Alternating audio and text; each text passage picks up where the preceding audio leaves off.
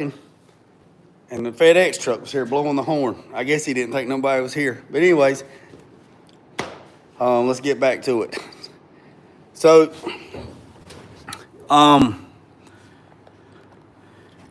yeah, so this plug here, back to this. This plug here plugs, I'm just gonna show you.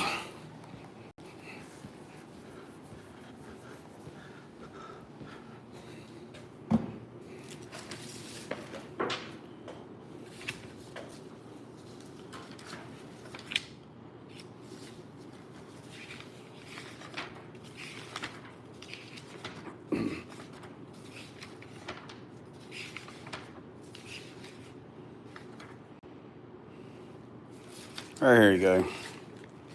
All right, so right here, this, let me move my finger out of the way. So that is a circuit breaker right there, right? You got the circuit breaker, and it comes over to the relay, and then you got red, and then it comes over here, and then this plug here, right? So then you have this plug, it's green and red, it runs over to the heater control valve, which is this plug, and then it grounds. So I am missing, for some reason, I am missing this plug, this harness, here to here. That's the one I'm missing. And I'm not 100% sure why. I went through the package list and I looked up every one of those part numbers. And then here is the other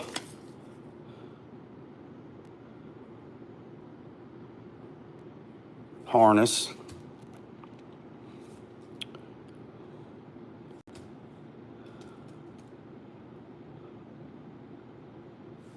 Three-way valve. That's the harness I'm missing right there. Yep, that wire adapter to GN harness to the 3-wire valve. So 3-wire valve, 3-wire valve. So this is the harness that I'm missing. So, yeah. So I have to go through the boxes, or the box, because I don't throw anything away, nothing. So, see, like when the wires are too long, I cut them, and then I save them, and then I twist them up, because you never know when you're gonna need a piece of wire, and go from that. So, I am going to look and see.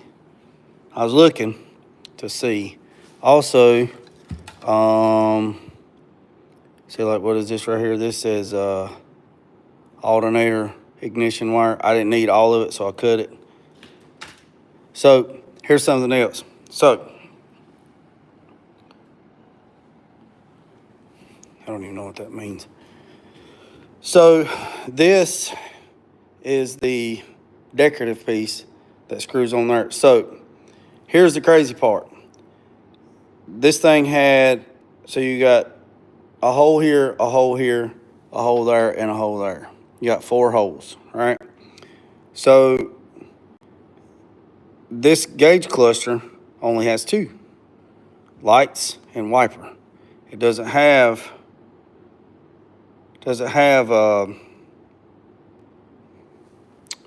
I'll show you. I'll show you right here in the book.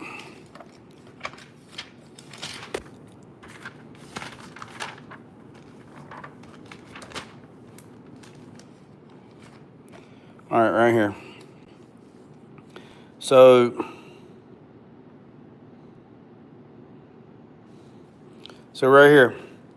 So some of them had 4 holes, right? And the reason being why they had 4 holes is because you had, or excuse me, 3 holes. You got 3 holes. Is you had a choke.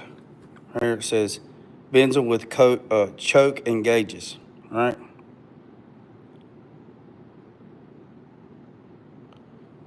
So this is the bezel, or the that I ordered, number 2. So number 2 is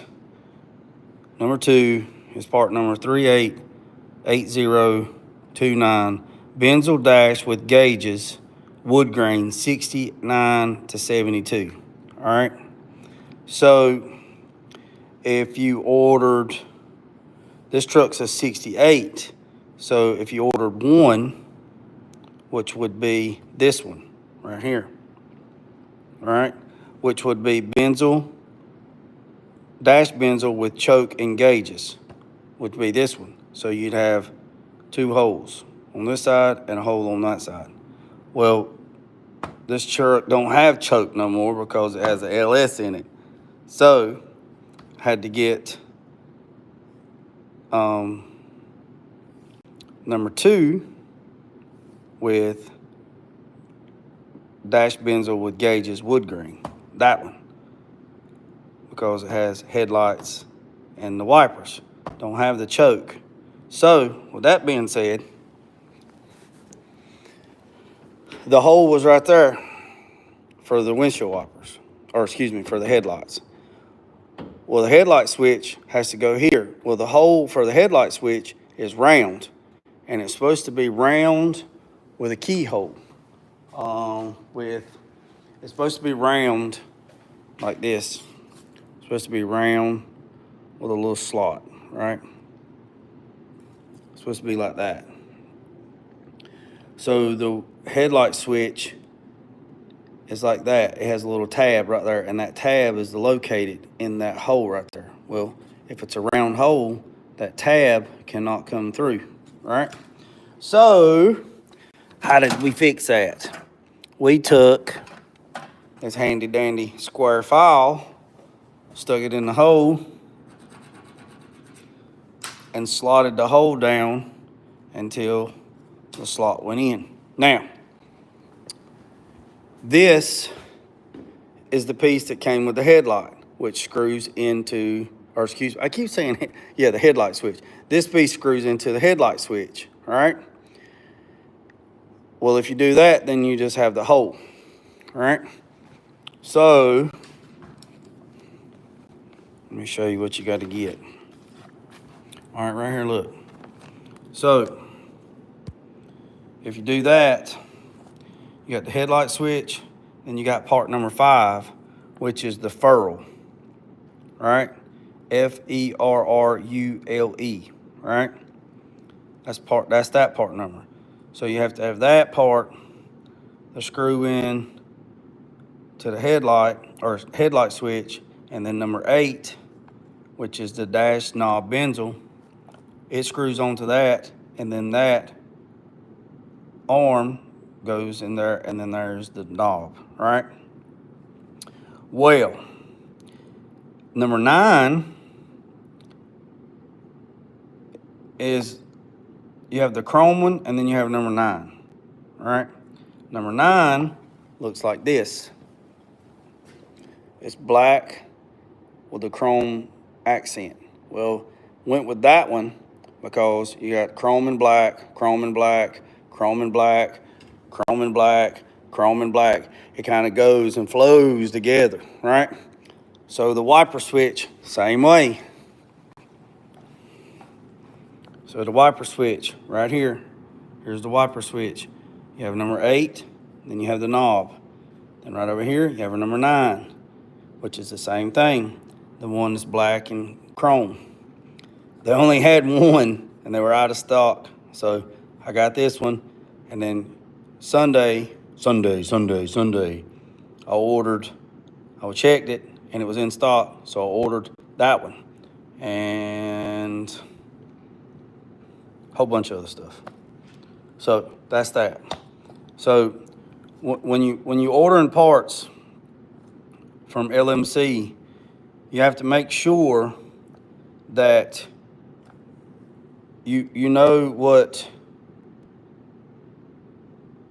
See right here, dash knob benzels. There were two types of dash knob benzels used in trucks from 67 to 72. Please check yours before ordering. You had the 302678, which is all chrome, and then you had 302674, which was black and chrome. So you got to make sure what you're ordering. All right.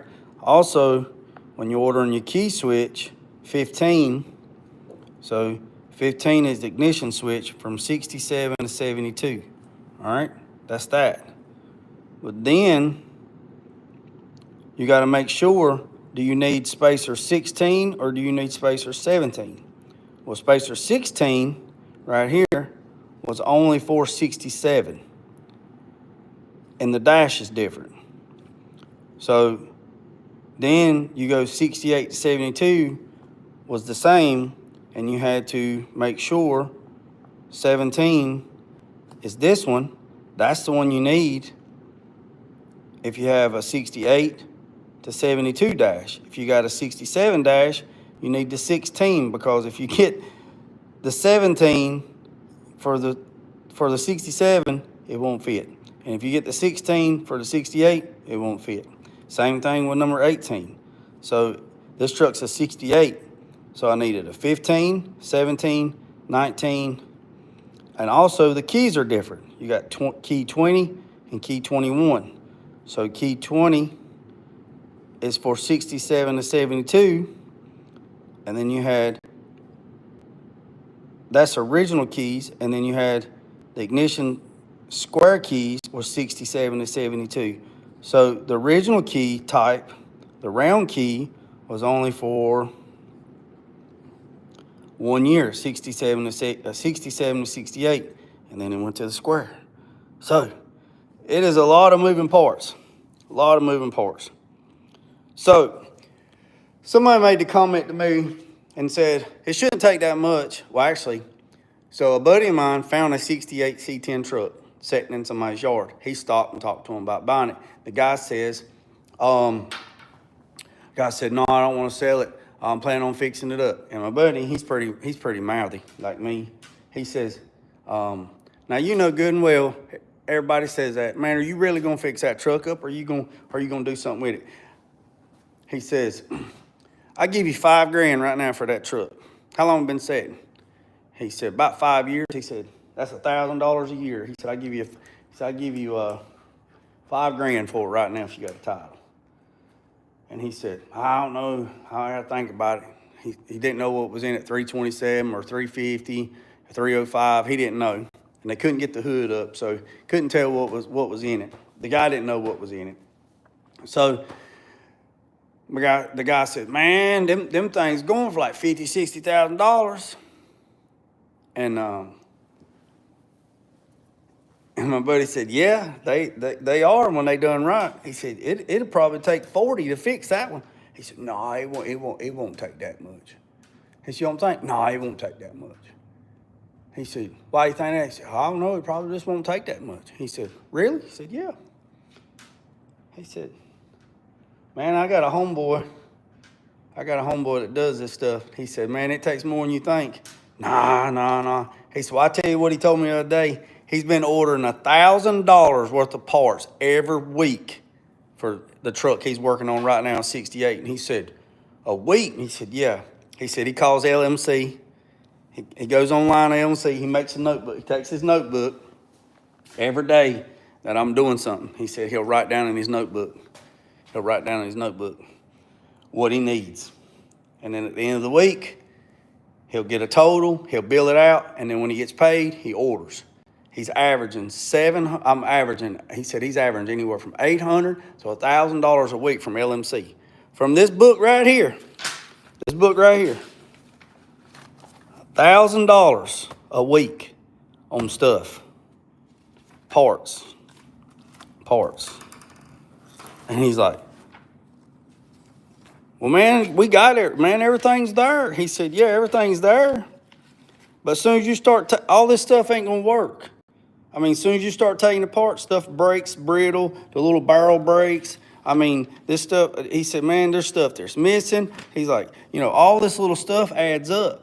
And he goes, yeah, he said, yeah, I don't see that.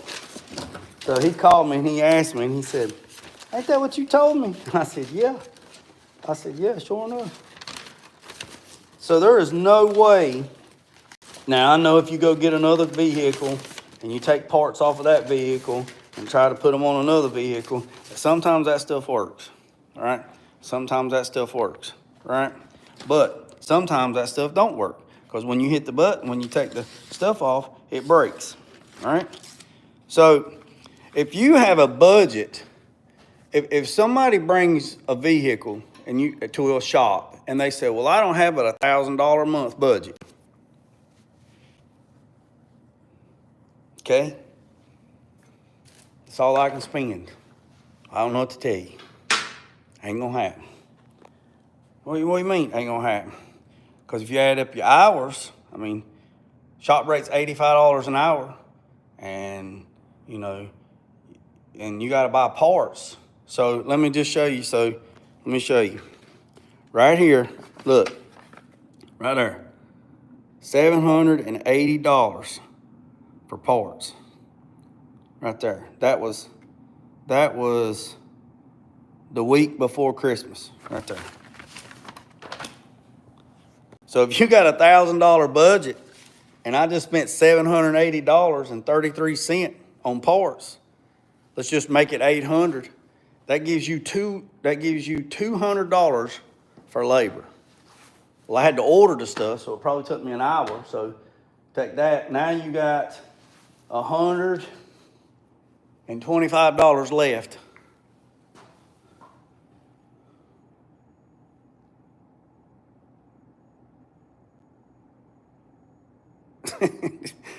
Dude, I don't even know who you are. Dude, that's hilarious. Ain't got time for none of that crap. Say it 10 times. Say it 100 times. I don't know who you are or she is. But so that leaves $125 left for labor. Well, shop rate's $85 an hour, so you get 1 hour. You get 1 hour and some change for that month.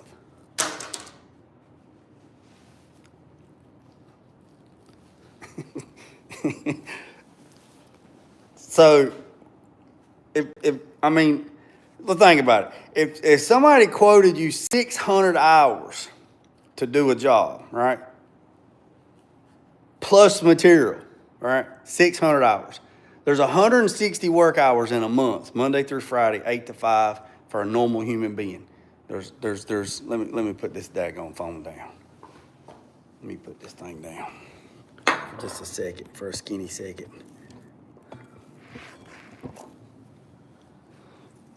So let's do this right here. So there's 160 hours.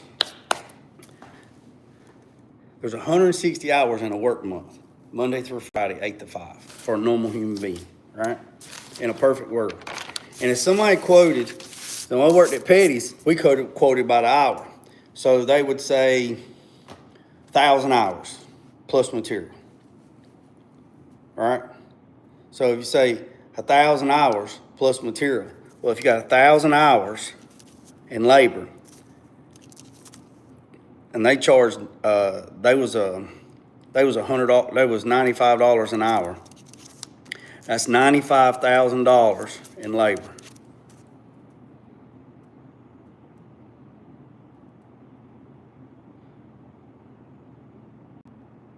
Hold on a second. The messages are now coming through. Hold on a second. Hold on. I'm gonna say this. Yeah, I'm just playing with you, bro. Howdy, man. Hope you're going good. I got you. No, I didn't poot. I subscribe. I hope, sir. South Carolina, 843 here. What's up, Justin? John Wick. What's up, Jordan? So that's $95,000 in labor.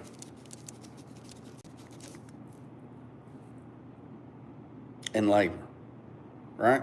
Ain't that right? Yeah. Yeah, that's $95,000 in labor plus material. So if you spend $50,000, I mean, an engine, transmission, driveline, brakes, glass, rubber, plastic. I mean, if you spend another $50,000 on materials, that's a $150,000 build. That's nothing. That ain't nothing. People are like, man, that's a lot of money. That is a lot of money, but it adds up quick. So if you quote a job at 600 hours, all right, let's just do it half, 500 hours, right? And at that's $50,000 in labor, right? And then if you spend another $50,000 in material, that's That's $100K. That's $100,000. So if somebody says, if you quote something, you say 600 hours in a perfect world, plus or minus. And when I say perfect world, plus or minus, man, you can order something today and you might not get it for 3 weeks. So you have to have something else to do. So when somebody says they have $1,000 to spend on their project per month, and you take it to a shop, not my shop, I mean any shop, my shop or any other shop, right? And you say I got $1,000 a month to spend on my vehicle, all right? So let's say the shop's $65 an hour, and that's cheap, all right? $65 an hour, right? And if they work 40 hours, all right, that's $2,500 a week in labor. All right? So if you got one man working on your vehicle and the shop rate is $65, let's just make it even, $50 an hour. And he works 20 hours, that's $1,000 a week. All right? T-bone. Sometimes it's better to buy something built and already built. Exactly. It's better, sometimes it's better going ahead and buy a project that's 75% done and then you do the other 25%. And stuff, I mean, I just got an email today saying that all my vendors are going up 9%. Why didn't I just say 10? Going up 9% on January 1st. All my consumables going up, just say 10%. Everything's going up 10% the first of the year, everything. Sandpaper, paint, consumables, anything used is going up 10% the first of the year. Okay? So if it's going up 10%, that means if you're a jobber, then everything's going up 10%. Labors are going up. Everything's going up.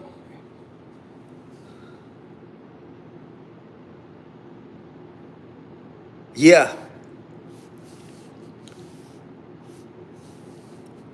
Gallon of what? Gallon of what black? Are you buying Deltron 9500 black? PBG straight black? I bet it's more than $1,000. I bet it's more than $800. I bet it's $1,000.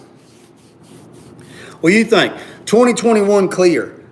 I remember getting 2021 clear, the whole kit, the clear, the hardener, and a gallon of reducer.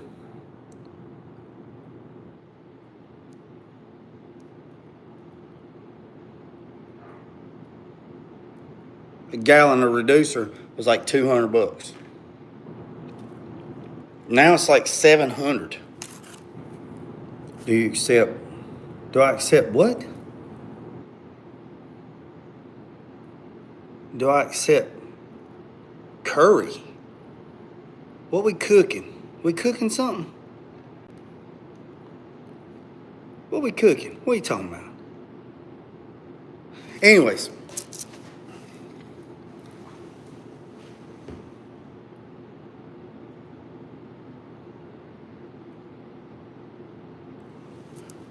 Yeah, so at Petty's, That's what I used at Petty's, BSF.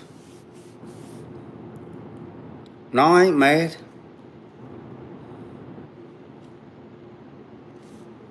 I'm not mad. Jason, John Apples, I'm not mad. I'm living the dream, buddy. I'm happier. I'm happier than a pig, and I'm happier than a daggone rabbit in briars. I'm not mad at nothing. I'm not mad. Somebody asked me on here about, rates or about, prices and stuff, and then they removed their comment. So I was just answering their comment. So I'm not mad. I'm not mad at all. How small is your shop? You look crazy. What you doing? I look crazy. What am I doing? Oh, I was talking about this wiring on this vintage air. Some of the stuff that I was missing, and I'm gonna get back to the truck here in a second. How small is your shop? How small? You want to know what the size of my shop is? Is that what you're asking, Ricky? Nice hat. You look like a cute leprechaun. Oh, yeah.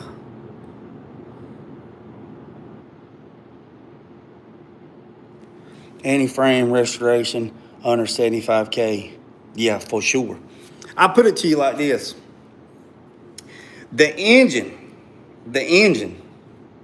in this 68 C10 that I'm working on, the client ordered that engine, right? It was just the engine, no front drive system, no intake, okay? So no front drive system, no intake, no starter, just the long block, right? Valve covers, head, block, rotating assembly, right? 20 grand. Now listen, the valve covers, the heads, the block, the rotating assembly, 20 grand.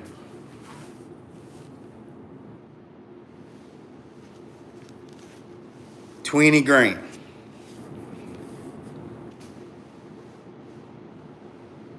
It's just me, buddy. Just me. Ricky, it's just me. I'm a one-man band. I'm like that. I'm like Tom and Jerry. I'm like Tom on Tom and Jerry.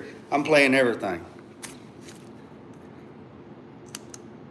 Have you ever had I don't even know what that is. But anyways, so so how many people got you working in the shop? No. So let's get back to it, because I didn't want to be in here too long. And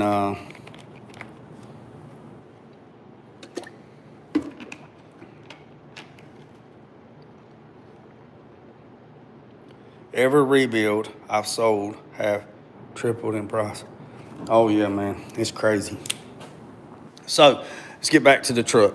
So let me get my fingerprints off. All right, so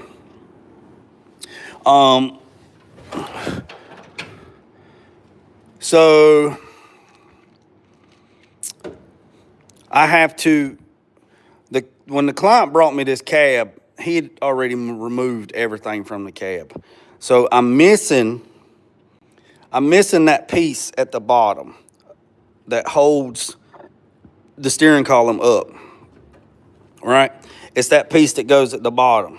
I'm missing that. So you can't buy that piece, right? It's been away for decades. So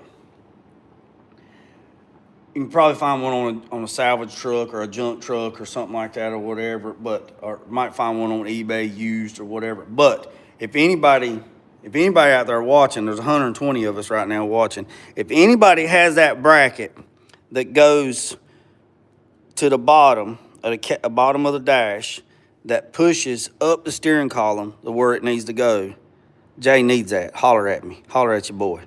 Now the other piece that goes here that pushes up on the steering column, you can buy that piece, right?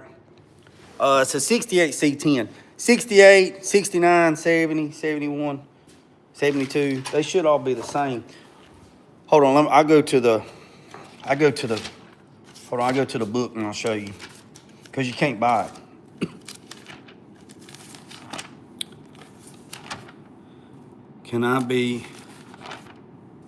Can I become a moderator for this channel? Yeah, wire transfer me $10,000 and you can be the media moderator. Sure can. Do you have anybody in your area favorite? Yeah, me. Yeah.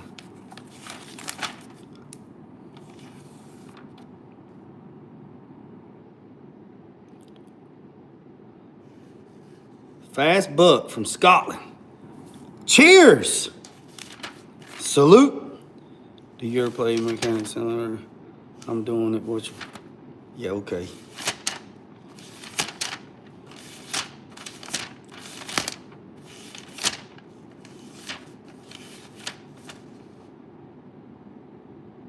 Joey Kermit. Hold on a second. Let me see something.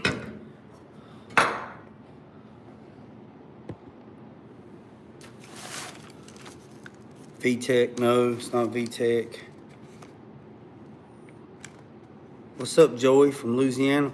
Hey, I had a Navy buddy from Louisiana. His name was John Soule. John Soule. Soulettt was how you spelled his last name. Man, he used to throw down, man. He used to cook some crazy stuff, man. Some crazy stuff. We find it in the book. Steering column support bracket isn't too hard to make. Oh yeah. Yeah, Adam, steering column support bracket isn't hard to make. Yeah, it's not hard to make. I've made them before, but it's a whole lot nicer to have the right thing. Joey. Yes, sir. My pleasure. All right, here we go. So they don't have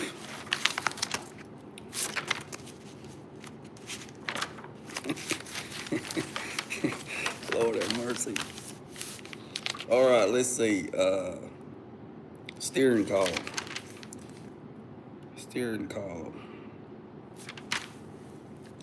Steering column, page 132. Probably under the dash. Let's go back to the dash.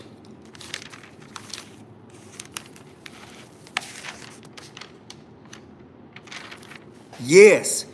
Behind these eyes, I see what you really are. Is that a Boston Scally hat? Yes.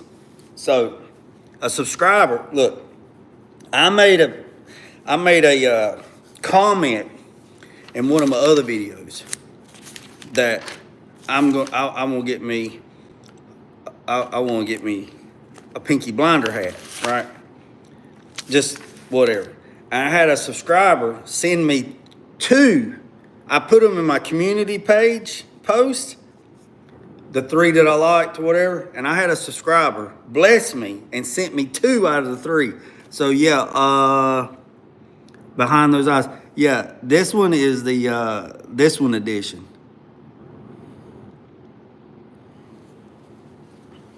So yeah, we just installed a new downdraw booth. Yeah, that's crazy, man. I know at the college, went to SEMA 2000, I think one year went, 2015 or 2016, went to look for spray booths and went to go look at, hold on behind the eyes. We went and looked for a new booth, a water compliant spray booth for the college. And we found one that we liked and blah, blah, blah. And it was like 45, 50K, right? It was a semi-down cross draft booth. So it was like 50K, 45 or 50K. So when we get back to the school, we'll show you how politics work. We get back to school and we submit the booth that we picked out. And then it has to go to state contract and you have to get bids and all this other stuff. And after everybody touched it, the engineer, this, everybody touched it. It ended up being $175,000 for that booth. And the booth was like 50K. After you got with the contractors to take the old booth out, clean the floor, put the new booth in, a new wire and all that. It was like $175,000. Where he got it from? Is Boston supporting you? No. Do you have peanut butter in your mouth? No. Where are you based out of? North Carolina. I'm in North Carolina. Do I have peanut butter in my mouth? No. So, right here. So if you look right here, that 19, so I have the 19 and I have the 21, all right? So the 19 is the steering column cover. I have that, and I have the 21, which is the steering column seal. So I have those two pieces. But what I don't have is the piece that goes at the bottom that holds it up to the dash. That piece I do not have. So if anybody on here has one of them and would like to part with it, the shop email is jginnovationgarage@gmail.com. Send me an email, put in the thing that it is the steering column cover. Give me your information. I will call you and let's talk about it. All right. So let me get back to what I was going to show you, and then I'm gonna get off here. So I installed, that engine, just the engine, just the engine, not the intake, was 20 grand. The transmission was another 7. So you can't build nothing no more cheap. All right, so boys and girls, have y'all seen this new, where the scully cap comes from? All right, the scully caps come from Ricky. This is where they come from. BostonScallyCompany.com. Okay, so I installed the new fingerprint scanner. Have y'all seen the new fingerprint scanner for these trucks so you can crank them? Since this is a 5-speed, y'all seen the new fingerprint scanner? Let me show you this thing. Let me show you the fingerprint scanner. Here's a scanner right here. You push that in, and when that pops out, you put your thumb on there, and the truck will crank. It'll give you access to it. Y'all seen that? Y'all seen them before? Watch it. It's finna pop out. Look, it's ready. Go on, put your finger on it, big dog. All right, so got that working. So I left these wires out. Now I'm gonna pull all this stuff up. Once I get more wire loom, I'm gonna pull all this stuff up, and I'm going to bundle it all super, super nice, finish it all up, because there is a panel that, goes here and comes down and then kicks back that hides everything there. He's got to figure out what kind of interior. He knows what he wants. He's just got to order it. Well, he's just got to give me permission and I'll order it. But he wants to go with TMI interior. And he's thinking about doing the bucket seats with the console. And if he does that, then he gonna let me have that old dirty thing right there.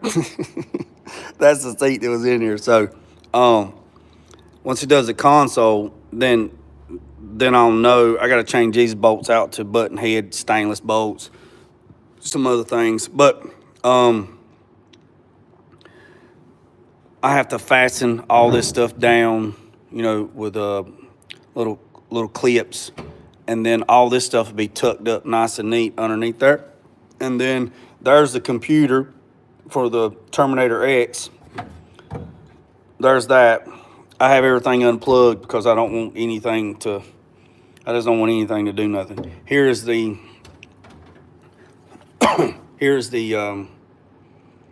display. I don't know, I'm not going to mount that anywhere, because if he's going to order the TMI turnkey kit, which is full dash, full bench seat, console, full dash panels, full headliner. If he orders all that, I don't want to make something for this to go right here, you know, make a bracket where this bolts to a bracket and bolts to the bottom of the dash where it's right there, and then he get a console, and then the console is going to be in the way, and then that's just...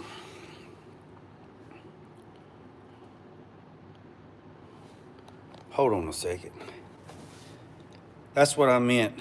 Boston showing you some support. I'll send you some real Boston. What do you mean real Boston? What are you talking about? Ricky, what are you talking about? No, Boston Scully, they didn't send me this. No, sir.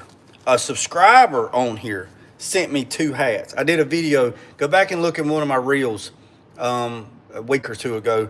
A subscriber sent me 2 hats. This one and the gray one, or the charcoal one. The other one that I was looking at was like plaid and all that good stuff. But what are you talking about? A real Boston Scally Cat? What are you talking about? What are you talking about, Willis?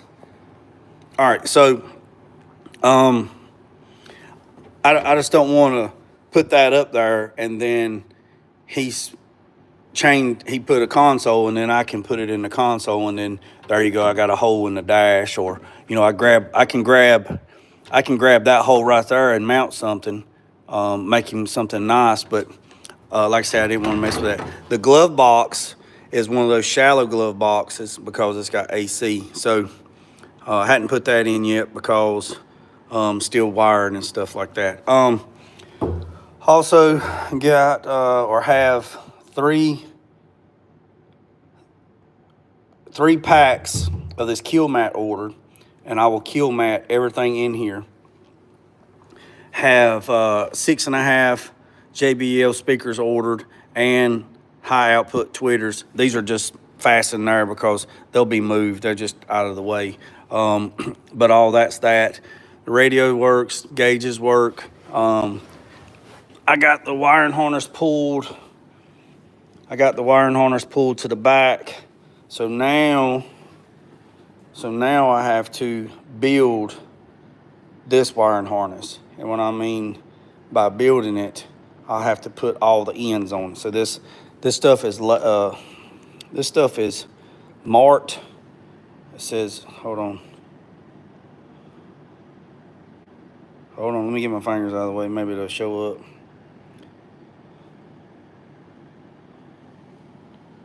Anyway, they're like, this says left rear turn signal, all that good stuff. I'll show you.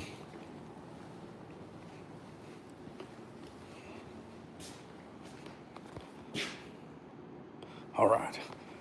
So here's the rear harness. Let me set this down. So here is for the rear tail lights. So here's the harness. Here is all the ends for the side marker lights. Here's all the plugs. Here's all the grommets. There's all the ends. And I will solder and crimp all these ends with solder and shrink tubing. So when you put your ends on and you crimp them, make sure you crimp them right, because you can crimp them wrong. There's a right way and a wrong way. Crimp them and then solder them. And then once you solder them, I use this low heat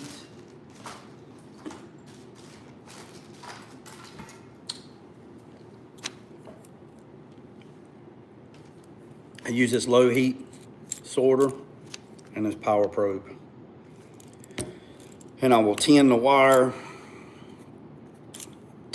first, crimp it, and then go back and solder it. Make sure you put your shrink tube on there. You got a big box of shrink tube. Before you do all that, make sure you put your shrink tube on, get it out of the way so it don't get no heat on it.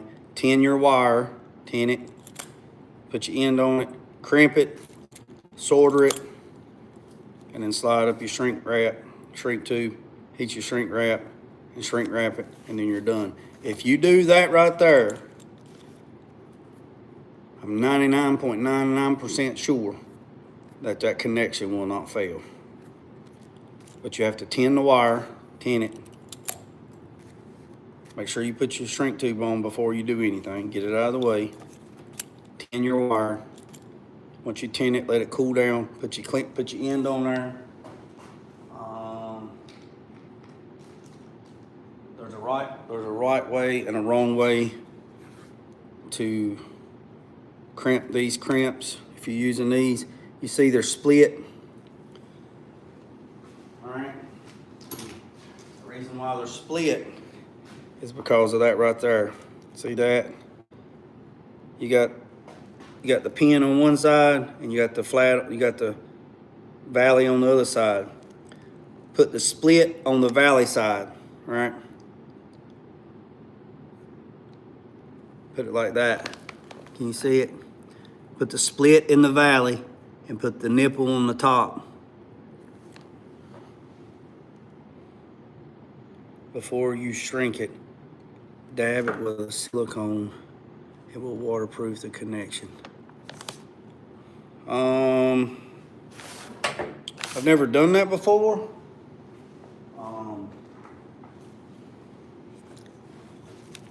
Zach, I have never done that before. I've always used these. That's a good tip. I'll write that down. What are you talking about? Are you talking about like dielectric grease? Is that what you're talking about? Is that what you're referring? Is that what you're talking about, or are you talking about like silicone? So that's that. So tomorrow, I will build these real harnesses for the gasket maker. Oh, you talking about like the? Okay, I know what you're talking about. So these are for the tail lights. This truck doesn't have backup lights because it was a 68. This truck didn't have backup lights, so it won't have backup lights. So once I'll build these, put all together, side marker lights, which is the side marker lights. I'll do all that, and then once I do that, everything should be, turn signals should work, all that should stuff work, because now when you go to hit the turn signals won't do anything because there's nothing there at the back for it to do anything. The light just comes on. How well are you going to back up? How are you going to back up? You built that truck behind you. Yes. Well, how are you going to back up? Harvey, how am I going to back up? I'm going to put it in reverse. And I'm going to back up. That's how I'm going to do it. So, all right, so let's see. What else is I going to show you? I'm going to show you one more thing, I think. Can I see it? Looks super clean. Yeah, hold on a second. This truck, is that the one you're talking about? So I'm waiting on the Carter TBI fuel pump to put on the rail so I can drop the stock gas tank and put the TBI fuel pump on the rail so I can hook up the new gas tank. And then once I do that, I can take it off of the jack stands, and then it should lay out. Because you see the stock gas tank. See the stock gas tank right there? It hangs down below, and right now, when this truck's all the way down, the bed touches the floor. So I have to finish. You have to mind the mess. But I have to run fuel lines from the new tank. I have to run fuel lines from the new tank to the old lines, but I have to put a fuel pump so it can pick up the fuel because it's fuel injected. And then I can put all the sheet metal back down, weld the sheet metal down, and then run all the hard lines, make all the hard lines like this. All the air lines are these hard lines, these stainless steel air lines. It's actually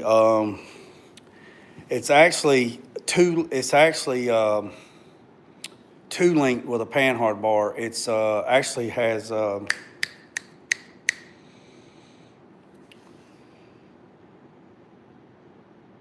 Texas Metals or extensive 2-link system in the back. In the back, that's what it has in the back. And then the front, I did the drop pockets in the front. I did 3-inch drop pockets in the A-arms and then put the airbags in it, and it has 3-inch drop spindles in the front. So when the airbag is 3 inches recessed into the drop pocket, and then you have the small airbag and then 3-inch drop spindles in the front. And so when it lays all the way out, it lays frame all the way in the front. And then I put slosh tubs in it from Slosh Tubs. And then I have to relocate the battery.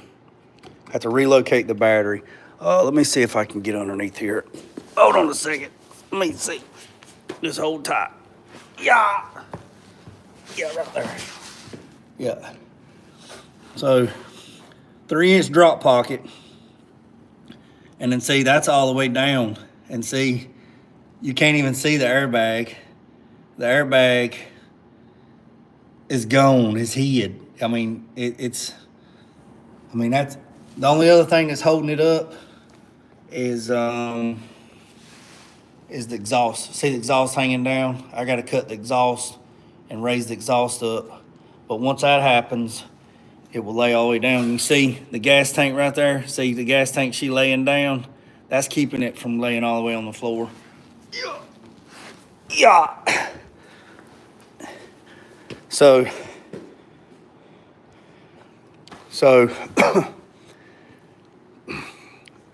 if you've ever been to Slosh Tubs, SLOSHTUBZ,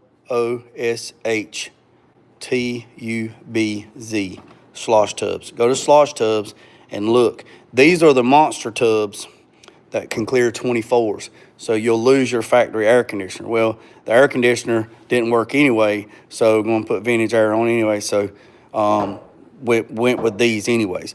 You can go with the regular tubs and keep your factory air conditioner if you want to keep it. But the fronts are 20 by 8s, and then the back are 22 by 12s. Might change the upper A-arms if we can't get the camber to lay back out. You see how the wheel's kind of laid in? I don't like that. So if there's not enough adjustment in the upper control arms, this is like I hate to say a budget build, but it's a project build. Do a little bit and change it, do a little bit and change it. So the front, if the upper A-arms has to be replaced with the +1s to get the tire to lay back out straight up, we'll do that at a later date. Yeah, they're massive, and they're fiberglass, and they bolt right in. They bolt in. Now, you'll have to cut, you'll get these panels, so you'll have to cut. It comes with a template. I don't know where the template is right off the top of my head, but Mike sends you a template where to cut your inner fenders. And I did a video on this, and I did not take the front fenders off. I wanted to see if I could do it without taking the front fenders off. Everybody I've seen online, just a few videos that I've seen, they done it. They took the fenders off, they done it, and back and forth. I wanted to see if it could be done with not taking the fenders off. Yes, I did it. I forget the time, right? You have to go back and watch one of the videos. I forget. I did it in a weekend. I started on Saturday morning about 8 o'clock, and I was done Sunday afternoon, and I did both tubs. And they bolt in. He sends you he sends you the hardware. No. Slosh Tubs. Slosh. I thought I had a daggone sticker. Hold on a second. I got something with his name on it. It's SLOSHTUBZ. Slosh Tubs. Go to their website. Yeah, Slosh Tubs. Mike and Sarah Losh. That's who owns the company. They're super great people. They got a YouTube channel too, and I'm looking for, man, they sell all kinds of stuff. So they got like 65, they got every year, every year. So 60 to 66, and then like 67 to 72, and then 73 to 88, and they're doing OSB trucks too.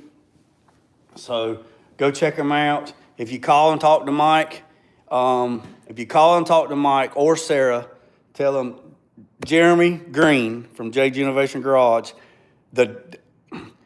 sent you, and just to remind them, tell them that I'm the guy that showed up first thing Saturday morning in full duck camo to pick up my slosh tubs at the C10 revival, and they'll know who you. Then they'll know, because I was there first thing after duck hunting, picking up the stuff. So yeah, that's that. The truck's going blue and white. He wants Paul Gomez to do the interior, so I have to ship it out to Texas, but that's like middle of summer of next year. He's on the list out there. So once I get the fuel pump on this thing, I can put everything together and then drive it out of the shop and get it out of the shop, because once it's out of the shop, yeah, duck camo. Just say the duck guy, the duck hunter guy, he'll know. So this right here, this box truck, don't mind the stuff on top of it. The box truck, all the stuff came in for it. And right here it is. So y'all stay tuned, because I got to build the whole chassis. I got everything for it. Everything. So once this thing gets out, I have to bring the frame rails in here, start squaring everything up, putting it all together, and building a chassis for that right there. And then the engine, here's the engine. She's covered up. And then the rear end is over there. It's a 9-inch. So that's that. So anyways, I'm hope everybody had a good Christmas. Hope everybody didn't go into debt buying way too much stuff to show people that you love them by buying stuff. If you're not enough, then damn, how long have you been? I've been doing this for like 30 years, dude. I've been doing this for like 25, let's see. I've been doing this for like 30 years, boss. I don't even, CGTIGRAD, grad. I'm just gonna call you grad. I've been doing this for like 30 years. So, and still learning every day. Every day's class day. So, that's what that. Again, I hope everybody had a Merry Christmas. Hope everybody didn't go into debt trying to prove your love and your loyalty to the people. If you're not enough, then it ain't about gifts. You know what I mean? It ain't about gifts.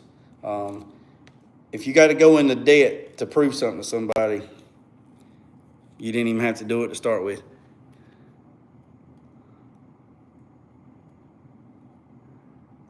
Is that Jesus or Jesus? Which one is it? That's a chassis build. It's a lot of work. I figure you. Yeah, it's for sure, man. I got a 54 Bel Air coupe outside, 2-door. It's done. It's out there. That's my turd. It's out there underneath the canopy. It's got a small block 383, low compression, 142 cubic inch blower, fuel injection, full air ride. Okay. I had two Jesuses in my class at school, because I teach at the college, and I had two Jesuses. I called them Jesus 1 and Jesus 2. And then when Jesus 1 graduated, Jesus 2 got promoted to Jesus 1. So they was super great guys. 90% of all my students were Hispanic guys, every one of them. And the funny thing about it was, my boss at the time, he retired. He had the same students that I had, right? And he asked me one day, he says, how in the world you get them boys to work? I said, what are you talking about? He said, I can't get them to do nothing. He said, they drag their feet and they hardly don't want to do nothing. He says, man, you get them. He said, you get them in your class and they're like buzzing like little buzzing bumblebees. And I said, yeah. I said, yeah, I guess so. He said, what in the world? I can't get them to do nothing. I said, I don't know. And Gabriel, him and Oswald, him and Roberto. My boss asked Gabe one day, he says, his name was Gabriel, they call him Gabe. He asked Gabe, he says, Gabe, he said, yes. He says, how in the world, why do you guys, he says, Germany's got you on Mondays, Wednesdays, and Fridays. He said, yeah. He said, I got you on Tuesdays and Thursdays. He said, y'all do twice as much work in his class than y'all do in my class. Why in the world? How come y'all don't work like that for me? And he said, how come y'all don't stay productive like that in my class? And he says, I don't know. He said, well, you got to know. He says, you want the truth? You want me to lie to you? And my boss said, I want you to tell me the truth. He said, you're an asshole. And he's cool. And I like to die. I like to die. I said, come on now. He's like, he's an asshole. And you're cool. And he's like, what? So this is how I had him. When they would come to my class, I had a grid. So I had 18 guys. I had 18 students. And when we go to break, in my boss man's class, when they'd go to break, all of them would leave and go get something to eat. They would either go to Wendy's, McDonald's, taco truck. They would go somewhere and get something and come back. So they'd all be gone. You didn't get a 20-minute break. They would all be gone. And class wasn't but 4 hours, so they'd be gone for like 35, 40 minutes, and then they come back, and then they got to eat. So the first year I seen that. So the next semester when I changed it up, and I did a grid system. So every day when you come in, somebody was the boss man, right? Somebody was the boss man. So, for example, come in, Gabe was the boss man, right? I was in the class and we was in the shop, we was in the lab. So Gabe was boss man. He was like foreman of the shop, right? These boys are like 16, 17, 18, 19 years old. So Gabe was the boss man. So on Monday, Gabe was the boss, right? So Gabe's job was to make sure everybody was doing their job, right? So Gabe's responsibility was to assign 2 people to go to get lunch or food or whatever. That was their job, all right? So the problem, so what they would do, so we wouldn't be productive because everybody would leave, right? They would pop smoke, they would go, right? So they'd be gone for 45 minutes. I said, man, we ain't getting nothing done. I said, so Gabe, you're the boss. So it was agreed. So you're responsible to come in and you're shop foreman that day. So Gabe, super great guy. I still talk to him today. Still talk to him now. So Gabe would be the boss. So Gabe would assign 2 people to go get lunch, right? So, and he was responsible for when we went to breaks, when we cleaned up and everything. That was his job. And that counted for a shitload for his grade, right? So participation grade, his lab grade, right? So your lab grade was like 60% of your grades for your class. So Gabe would assign 2 people to go get food. So when it come time to get ready to go get lunch, when say it was 30 minutes before lunchtime or go to break, right? So it was 30 minutes. We was gonna go to break in 30 minutes. I told Gabe, I said, this is what I want you to do. This is how I think it should work. You try it. If you don't, you figure out a different way and you do it. He's like, okay, boss, I got you. He said, okay, FA, I got you. I said, all right, cool. So my plan was pick 2 people and at the 30-minute mark before break, get everybody's order, whatever they want to do, and those 2 people would leave and go get food, okay? At the 15-minute mark, before class was going to break, Gabe would tell everybody, all right, 15-minute warning, we're fixing to go to lunch. Everybody, he says, these 2 people start cleaning up, right? So it was a percentage. So if we had 18 people in there, we took a percentage, and like 3 or 4 people would start cleaning up. And those 3 people will start cleaning up while the other people are working and whatever. So when the 15 minutes came up to lunchtime or break time, Jesus 1 and Jesus 2 would be back with the food. The shop would be clean and everybody would be done. And then they would wash up and go in the classroom and they would eat. And then then everybody was on their 20-minute break. The only person that was gone out of the class more than 20 minutes was the 2 people that went go get food. So they missed, but they didn't do that every time. So every day it was somebody different. So on Wednesday, Roberto would be the boss man. And Roberto would send 2 different people. It couldn't be Jesus 1 and Jesus 2. It had to be somebody completely different because you got to have so much time in class to clock hours. So those 2 people, different people, would leave, and then the cleanup people would be different. And every week, Monday, Wednesday, and Friday, Monday, Wednesday, and Friday, Monday, Wednesday, and Friday, it was a different person that was a boss man, right?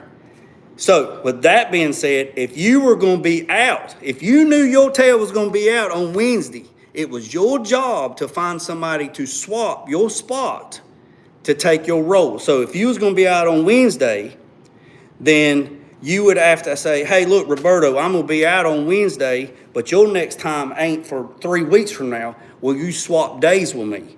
And you had to swap days with each other, and you had to change it on the schedule, and you had to come tell me, you had to get a piece of paper and say, hey, look, I'm swapping days with Roberto. Roberto's swapping days with Gabe because I'm going to be out. I got a doctor's appointment.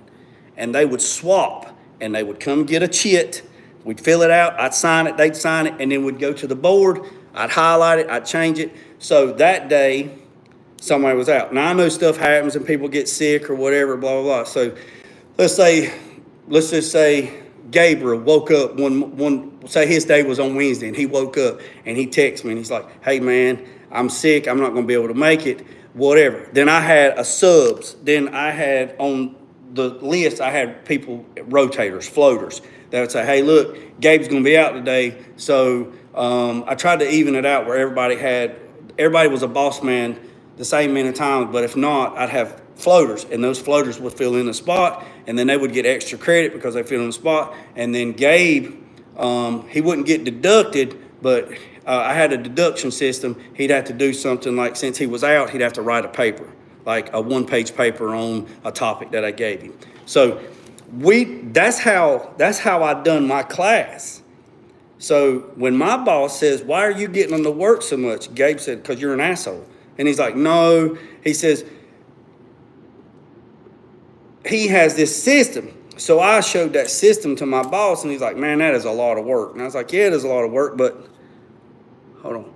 Yeah, Grad, that's right. It's a great way to teach accountability and responsibility, So it even helped me because you got 18 kids in there, student, young men, whatever. It's like juggling cats, Them son guns get me talking about Snapchat and video games, and I play all that stuff. Video games, gaming, this, whatever, blah, blah, blah. So I like to talk like the next person. So they learned a lot that way, and they taught me a lot because I had them boys from the time they were 15, because they did early college. So it was like 16, 17, 18, 19, 20, and then some of them came back. Or the ones that didn't graduate, they came back and finished up. Super great guys. That was probably, I've been teaching since 2008, 2009. That was, I think in 2015, that was probably the best group of guys I had from the ages 16 to 19. And I had them every semester for 4.5, 5 years. And that was the best group of guys that I had. I mean, bar none. Straight ass flat, the best guys I had. Roberto, he worked for a cleaning company at night, and he would clean apart. He would clean, and then Gabe helped his brother on the weekend at his tire shop, and Oswald, his mama had like a like a food truck, and he worked with her on the weekends. So super great guy. I mean, I got every one of them in my phone right now. I could text them and say, hey, look, I need some help. And if they could help me, they'd help me. They super great guys. I'll tell you one this last thing, and then I'm going to let your boys go. I took care of, I got some venison, right? And I took a bunch of tenderloins, and I give them to Gabe. And because he said, hey, man, you get any deer meat, any extra deer meat? And I said, yeah, I mean, there ain't no such thing as extra deer meat. What you want? He's like, my mom likes that, and nobody around here, because they'd moved here from Houston or something. And he says, I said, yeah, man, I got you. I said, wait the deer season, I'll get you straightened up. So I give them like 4 back straps, 4 tenderloins, 4 back straps, full Monties, big son of guns, right? Bro, I look at you and I think. And I give it to him, and then the next day or the day after, his mom comes to the school, right? His mom comes to the school, and Gabe says, my mom wants to meet you. And I was like, okay. So we go out in the parking lot out there, in the parking lot at school. And he said, this is my mom, and she spoke no English whatsoever. Isn't it great that education has occurred? She spoke no English, right? So he's talking to me, she's talking to me, he's translating to me, I'm talking to him, he's translating back, and she's got this damn tray, right? This son of a gun is like this long, this wide, and it has aluminum foil on it, and it's double trayed, right? And he kept telling me it was hot, and I was like, yeah, I can feel it, it's hot. She's like, it's hot. You know, she kept saying hot, hot, hot. I said, okay, cool. And I was like, what is this? And his mom made me street tacos, tamales, and sopes, right? And I says, what is this? And we put it on, we dropped the tailgate in my truck and opened it up, and they were in there stacked. I mean, stacked. So it was a row of street tacos, it was a row of tamales, and it was a row of sopes, just stacked. And I went, is that for us in class? And she's like, no. And Gabe's like, no, this is for you. And I'm like, for me? He's like, yeah, this is for bringing us that meat. And I'm like, no, man, you didn't have to do that. And he's like, no, dude, I eat on that stuff. Grad, I eat on that stuff for like 2 weeks, brother. I mean, just straight. Yeah, I love me some tacos. I mean, just straight up. And then Roberto, yes. So one of my other students, Roberto, let me tell you this, Grad. Man, we can talk all day. So my other student, Roberto, he comes up to me and he says, hey, man, I want to invite you to something. And he handed me this card. And it was all just glittered up and just, it was all in Spanish. And I'm looking at him and I'm like, what is this? You getting married? He said, my sister. I said, you getting married to your sister? And he said, no way, no, my sister. And I said, you want me to marry your sister? And he's like, no, yes, that's what it is. Yeah, I can't say that word. That's a big word like mayonnaise. So he invited me to his sister's, quinceañera, whatever that thing is called, right? I'm sorry if I butchered it. And I'm like, what is it? And his mom was with him, and she can't speak no English. And Roberto asked, he's like, man, I'd like for you to come, blah, blah, blah, but be our guest. And I'm like, I don't know if I can come or not. Yeah. I said, I don't know if I can come. He said, why? I said, conflict of interest, man. I don't know if they will let me come to stuff like that because of the policy of the school. I'll have to ask. And if they won't let me come, then I have to decline. But if they'll say it's okay, because, see, he was like 17. He was 17. And his sister just turned 15. I said, I don't know if they'll let me do that, but I'll ask. And he said, okay, cool. So I asked my boss, and I said, hey, look, and I told him, he said, yeah. He said, what is it? And I told him, he's like, yeah. And he said, just no drinking. I said, oh no, I said, I ain't gonna be doing none of that. I said, that's fine. He said, no, no drinking. I said, that's fine with her.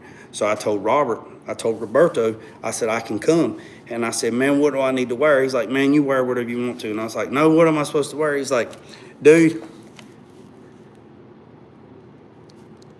Oh yeah. So he says, you wear whatever. And I was like, well, man, I'll probably wear cowboy boots, some blue jeans, and a collared shirt or whatever. Yeah, I'm from North Carolina. And so he said, yeah, that'd be fine.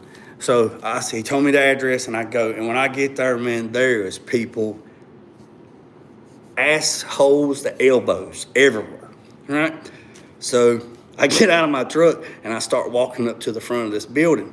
And I mean, there is people everywhere, suited and booted, belt buckles. I mean, it looked like it was straight. I mean, straight boots, flyer shirts, big belt buckles everywhere. I mean, dude, it was crazy bananas, right? I said, man, I'm underdressed. So I get up to the door. When I get up to the door, there's like 4 guys at the door, like bodyguard, bouncers, whatever, right? They're just suited and booted, all these daggone jewels on their clothes. I mean, they look like they daggone part of the mariachi band. I mean, they just crazy. And I said, hey, man, how's it going? He's like, what can I do for you? And I said, I'm looking for Roberto. And he says,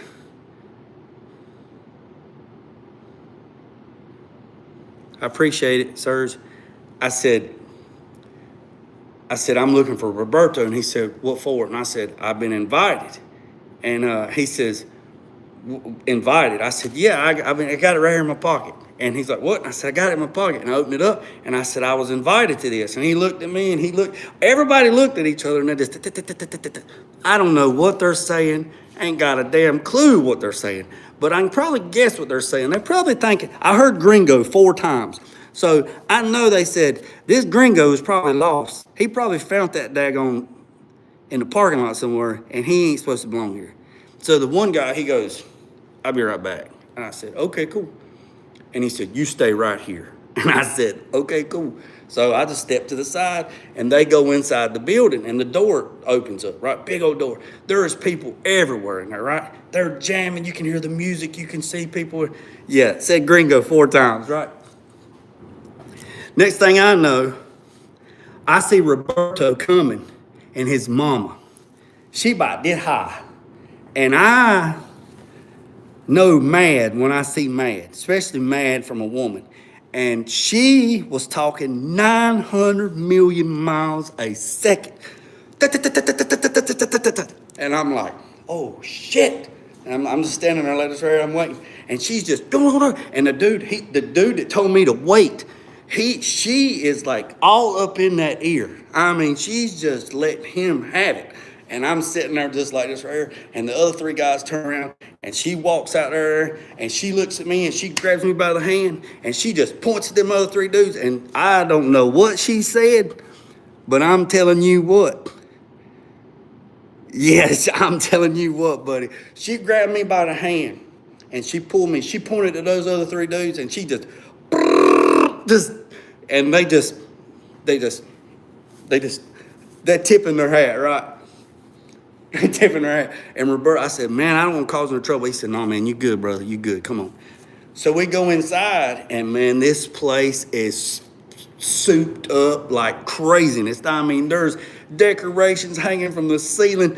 I'm like, holy moly, man. Holy crap.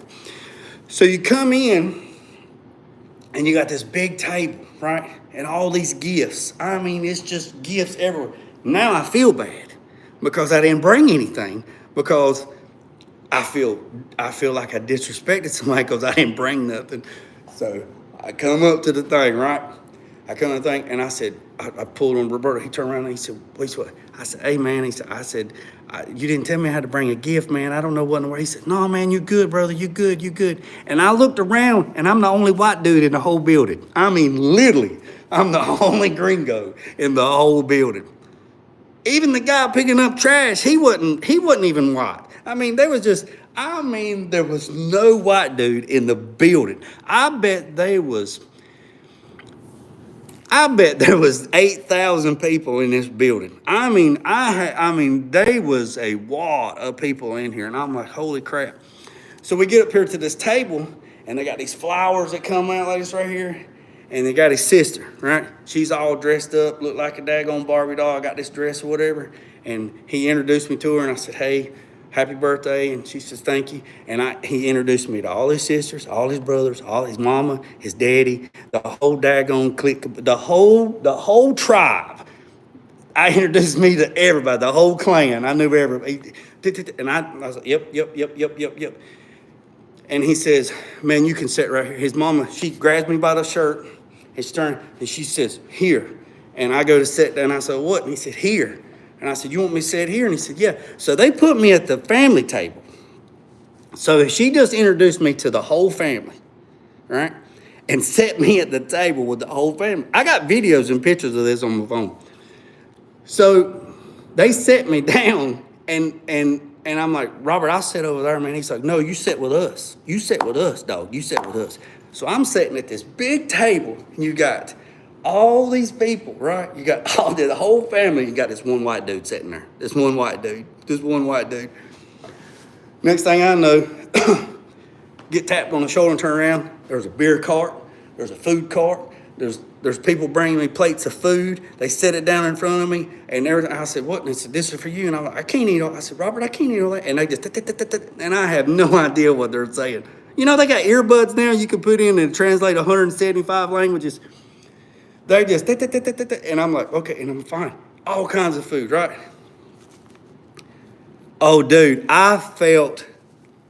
look, I hold that dear to my heart right now. Promise you, I will never forget that, ever.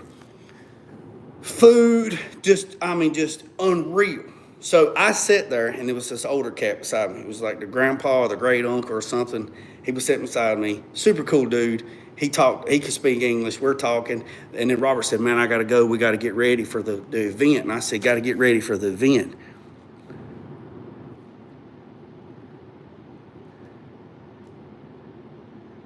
Yeah, tradition. Yeah, Laura, tradition. So I'm sitting here beside this cat, right? And he's telling me, I was like, and Robert said, I got to go. I got to get ready. I said, you got to get ready for what? He said, I got to get ready for the show. And I'm like, what show? He's like, you just wait, dog. You just wait. You gonna see. So I'm talking to this guy beside me, right? I was like, hey, man. He's like, and I'm eating. He's like, you like that? And I said, yeah. And he told me it was. I still don't know what it was. To this day, I don't know. It was good, right? I was eating this, that, whatever. Dos Equis, Modelo Black Label, tequila, you name it. I was like crazy, just like, man, this is like amazing, right? So I'm sitting there talking to this guy beside me, and we're sitting there talking, and his name was Numex. That's what he kept telling me his name was, Numex. I don't know if that was his name. That's what he kept telling me. So I asked him, I said, what's your name, boss? He said, Numex. And I'm like, is that like Nemex? He said, yeah, close enough. That's actually for the day after. So we're sitting here talking, and there's stuff going on out there, right? The culture, right? And he's explaining to me what all this is about. So he's explaining, was this in the South? I'm in North Carolina. Laura, I'm in North Carolina. So he was explaining to me the process of what was going on. They came out, they come out, they dance. Y'all know how it is, right? So I've talked to some white friends, a few. I'll tell you. Oh yeah, I'm telling you. So he's explaining to me, well, you guys know, but for the ones that don't know, there's 184 people on here. For the ones that don't know, this guy one of the family members, he's explaining to me the whole concept of this. And I know you ain't supposed to have envy, but I'm going to tell you right now, I envy the Hispanic culture for a lot of reasons. One, because it don't matter if you are an axe murderer in your family, you're still there. I mean, it's just beyond me, right? Beyond me.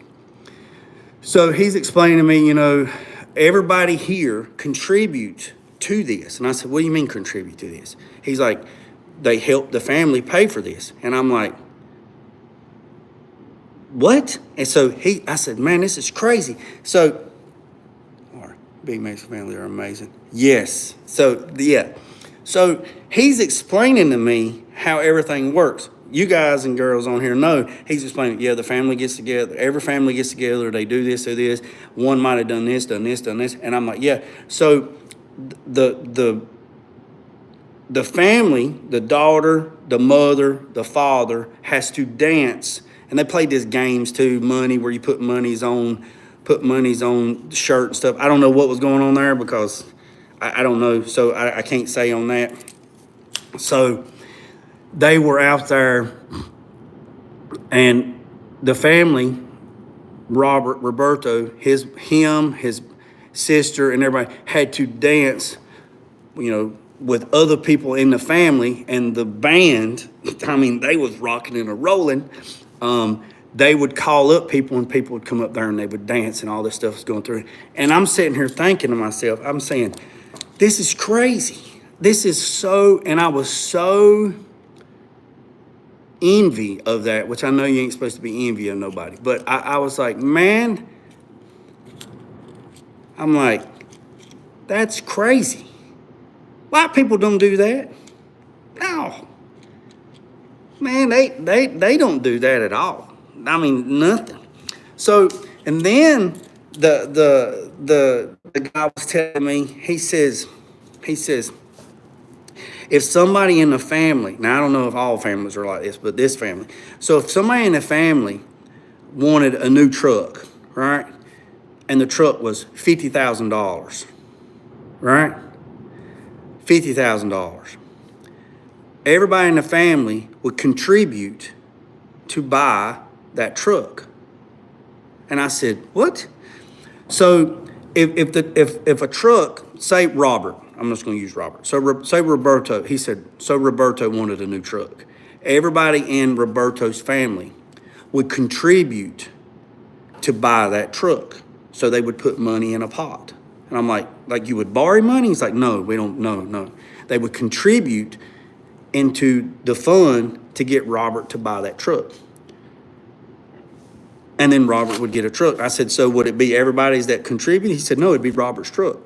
And I said, okay. He said, now, let's say that Robert's sister, she wanted a car. Everybody would contribute to get her a car. I'm like, okay. All right. Now say that Robert's first cousin wanted a truck. Then everybody would contribute to get that truck. I'm like, what do you mean like contribute? He's like, $3,000 or $4,000. And I'm like, really? And he said, yeah. So if you had 50 people in your family that contribute $1,000 a person, that's $50,000. He said, that's why we pay cash for everything and we don't owe no debt. I'm like, son of a bitch, are you serious? And he's like, yes. And I'm like, holy crap, man, really? He said, yeah. So 50 people, he said, just say 50. 50 people donated or put in the pot $1,000. That's 50 grand. Robert could buy a truck. Now, Robert's obligated to put $1,000, a minimum of $1,000 the next time that somebody wants to, whatever, buy a business, buy land, buy a house, buy a car, whatever.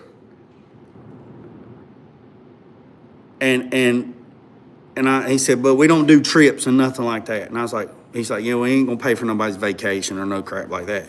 It has to be something, has to be the power of love, dude. That's normal. Dude, Grad, are you serious, man? Share some, man. Can I get a little bit of that love? See, that's what's up, man. That right there, that makes me happy. So he was telling me this, and I'm like, he said, yeah, man. He says, you know, he says, he said, people see Hispanics, you know, like Robert and stuff like that. He said, as bad. And I was like, oh no, Robert's one of the best. I mean, Robert's one of the best that I know. He said, that's how, yeah, just necessary stuff. Yeah. So if somebody wanted to start a business, or whatever, everybody would contribute and then they would support it. And I said, dude, that is straight what's up, man. That is straight what's up. I said, man, you have no idea, man. I said, I don't know any white people, families that do that. I don't know any black peoples that do that. I don't know. Chinese might do that. The Russians might do that. Ireland might do that. Other cultures might. Other cultures might do that I'm not aware of. But I don't know if they do. Somebody let me know in the comments. But that right there, I was like, dude, that's crazy. I'm like, dude, appreciate the sub, appreciate it. I'm like, dude, that is so freaking bananas, man. And ever since then, so I have been invited to multiple of those quinceañeras, I hate to butcher it, since then, with other family members that was there. And I go, and this time I bring a gift and I whatever, and just, yeah, that's what that guy was telling me, Serge. Whatever you can afford, whatever you can afford. If it's $500, it's $100, it's $1,000, whatever. If I eat, my whole family eats. If I win, my whole family wins. Yes, that's straight facts, brother. That is straight facts. Grad, that right there is a 100. That's right. If I'm winning, we all winning. If I'm losing, we all losing. That's why I teach my boys, my sons.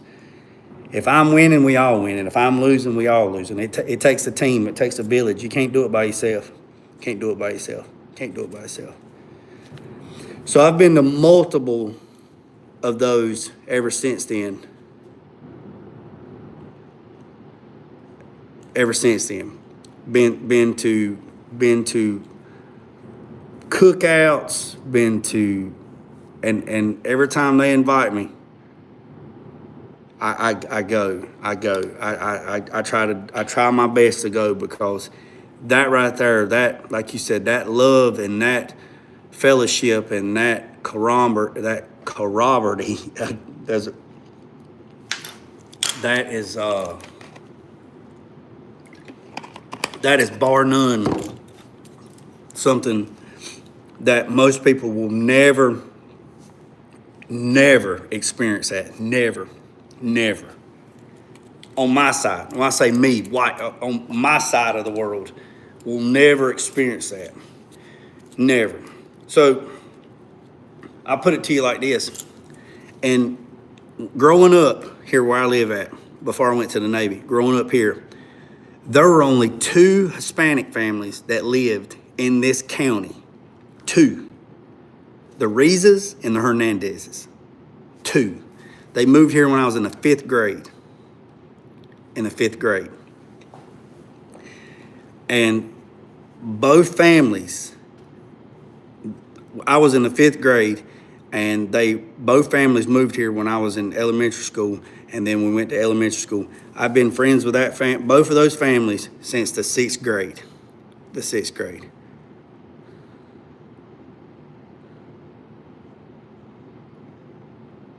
Hey, Emilio, I appreciate that, buddy. I really do. I appreciate that.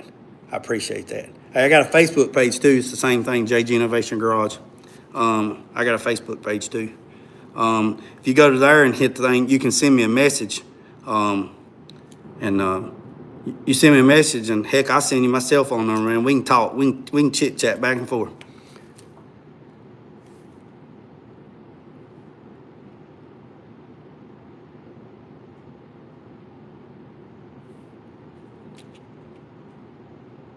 They were treated like. I don't know if they were or not. I don't know. Okay, so Kendra says Asian will have 2 or 3 families living together. Whoever listed first pays off the mortgage and keeps his routine. What's up, Benz? It's going, buddy. How are you?